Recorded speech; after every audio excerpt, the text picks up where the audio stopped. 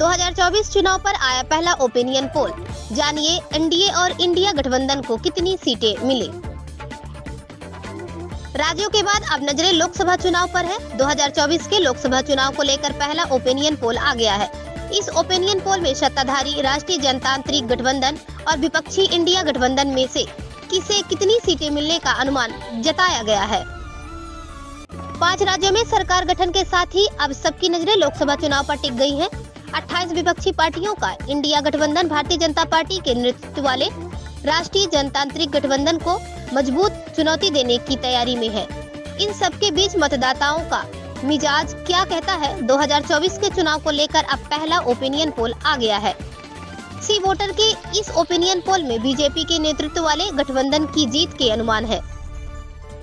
सी voter के opinion poll के मुताबिक बीजेपी के नेतृत्व वाले एनडीए को 295 से 335 सीटें मिल सकती हैं। विपक्षी इंडिया गठबंधन को 165 से 205 सीटें मिलने का अनुमान है। इस ओपिनियन पोल के मुताबिक बिहार, पंजाब, महाराष्ट्र और दक्षिण भारत के राज्यों में बीजेपी के मुकाबले इंडिया गठबंधन का प्रदर्शन बेहतर रह सकता है।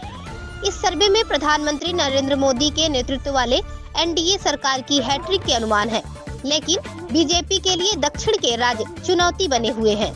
सी वोटर के मुताबिक ईस्ट जोन की 153 में से 80 से 90 सीटें बीजेपी को मिल सकती हैं। बीजेपी को नॉर्थ जोन की 180 में से 150 से 160, वेस्ट जोन की 78 में से 45 से 55 और साउथ जोन की 132 में से 20 से 30 सीटें मिल सकती हैं। सी वोटर के इस ओपिनियन पोल के मुताबिक इंडिया गठबंधन साउथ जोन में ही सबसे मजबूत नजर आ रहा है। इस जोन में इंडिया गठबंधन को 70 से 80 सीटें मिलने का अनुमान जताया गया है। इंडिया गठबंधन को ईस्ट जोन में 50 से 60, नॉर्थ जोन में 20 से 30, वेस्ट जोन में 25 से 35 सीटें मिलने का अनुमान जताया गया है। सी वोटर के ओपिनियन पोल के मुताबिक बीजेपी को उत्तर प्रदेश की 80 में से 73 से 75, मध्य प्रदेश की 29 में से 27 से 29, छत्तीसगढ़ की 11 में से 9 से 11, राजस्थान की 25 में से 23 से 25 सीटें मिलने का अनुमान है। कांग्रेस की सरकार वाले कर्नाटक में भी बीजेपी को 22 से 24 सीटें मिलने का अनुमान जताया गया है। इन राज्यों में इंडिया गठबंधन की बढ़त के अनुमान।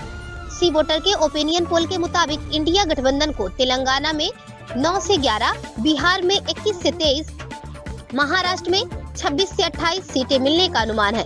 पंजाब में कांग्रेस को 5 से 7 और आम आदमी पार्टी को 4 से 6 सीटें मिलने का अनुमान सी वोटर के ओपिनियन पोल में जताया गया है। इस ओपिनियन पोल के मुताबिक पश्चिम बंगाल में टीएमसी को 23 से 25, कांग्रेस और लेफ्ट को 0 से 2 और बीजेपी को 16 से 18 सीटें मिल सकती हैं। इस सर्वे में 47.2% लोगों ने प्रधानमंत्री नरेंद्र मोदी के कामकाज पर बहुत अधिक संतोष व्यक्त किया है।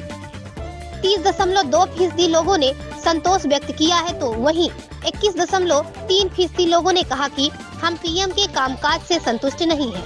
सी वोटर ने ये सर्वे 15 दिसंबर से 21 दिसंबर के बीच 18 साल से अधिक उम्र के मतदाताओं के बीच कंप्यूटर असिस्टेड टेलीफोन इंटरव्यू के जरिए किया। इसका सैंपल साइज 13,115 है और सी वोटर के मुताबिक इनमें सभी 543 लोकसभा सीटें कवर की गई हैं।